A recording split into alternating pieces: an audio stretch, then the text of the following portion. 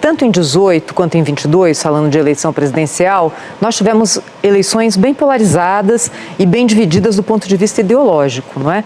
Haddad Bolsonaro e depois Bolsonaro-Lula.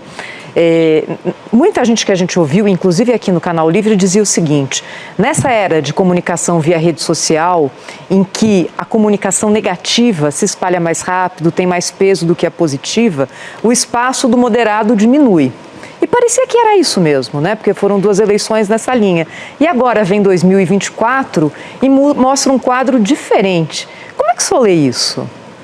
Eu acho que primeiro é a maturidade do eleitor. O eleitor cansou dessa briga. Veja a cidade de São Paulo. Você tinha aqui à direita o Marçal e à esquerda o Boulos. O Ricardo Nunes foi pelo meio e venceu as eleições. Terminou o primeiro turno em primeiro lugar e venceu as eleições. Eu acho que é cansaço do eleitor mesmo.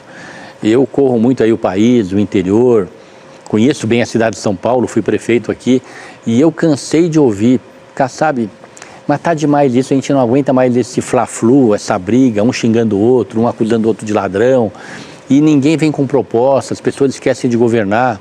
A aprovação do Tarcísio, que é uma aprovação recorde do Estado de São Paulo, com quase 2 anos de mandato, ele tem praticamente 70%, 80% de aprovação, é porque as pessoas veem ele trabalhando, não fazendo política, não é? Então, eu acho que vai quebrar a cara, por exemplo, nesse ano que se inicia em 2025, o prefeito eleito que não trabalhar. Não é ano de fazer política. A sociedade brasileira, ela está um pouco agastada com a política. A política tradicional, não é? Ela quer ver coisa boa, e coisa boa é com realização, é com trabalho, com bons projetos, não é? Ela quer ver o Congresso Nacional voltar a discutir políticas públicas, programas, economia, né? Ver debates. Isso não está acontecendo no Brasil. A política empobreceu no Brasil, não é?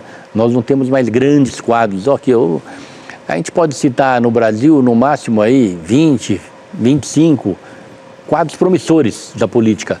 Mas para um país como o Brasil, ter, Florianópolis, o Topázio, Paraná, o Ratinho, esse menino que se elegeu prefeito de Curitiba, Eduardo Pimentel, o próprio Tarcísio, Eduardo Paes, Pedro Paulo, Otto Alencar, Antônio Brito, o governador Camilo, o governador do Piauí, PT, o Rafael, Pernambuco, a Raquel Lira e o João Campos. A partir daí, em Braide, de São Luís, a gente já começa a ter dificuldade.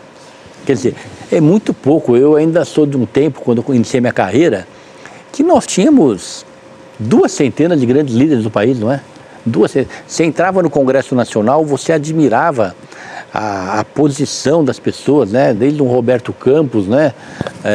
Até líderes importantes da esquerda que tinham princípios, programas, posições claras. Você não vê mais isso no Brasil e a sociedade está percebendo e está cansando.